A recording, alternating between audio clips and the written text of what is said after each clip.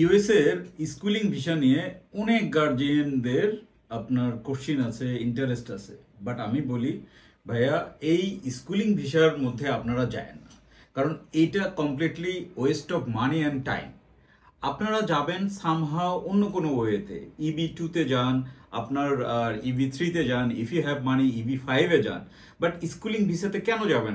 আপনি চিন্তা করেন, স্কুলিং ভিসাতে আপনি যে 14-15 লাখ টাকা বা 20 লাখ টাকা আপনি খরচ করবেন, এবং প্রত্যেক বছর আপনি যেই চার্জটা আপনি দিবেন, সেই চার্জ দিয়ে আপনি তো ওখানে সপরিবারে গিয়ে থাকতে পারতেছেন, আপনার সেটেল আপ হতে পারতেছেন।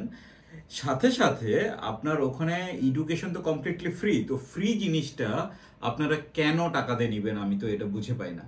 তো ফ্রি যেখানে দিয়ে দিচ্ছে, আপনি ভিজিট ভিসাতে গিয়েও আপনার বাচ্চাদেরকে পড়াইতে পারতেছেন, কোনো সমস্যা নাই।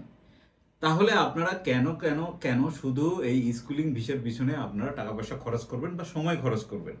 আপনাদের উচিত এমন একটা ভিসা টাইপ বেছে নেওয়া আপনাদের প্রোফাইল অনুযায়ী, যেটা দিয়ে গিয়ে আপনি ওখানে থাকতে পারেন। আপনার বাচ্চা আপনাকে ওখানে পার্মানেন্ট রেসিডেন্সি বা গ্রিন কার্ড দিতে পারবে না। এই কাজটা আপনাকে করতে হবে। এবং আপনার বয়স যদি 35-এর উপরে হয়ে থাকে, তো this is the right time to switch your country to USA. তো এইগুলি নিয়ে কনসালটেন্সি পেতে আপনি আমাদের সাথে যোগাযোগ করতে পারেন।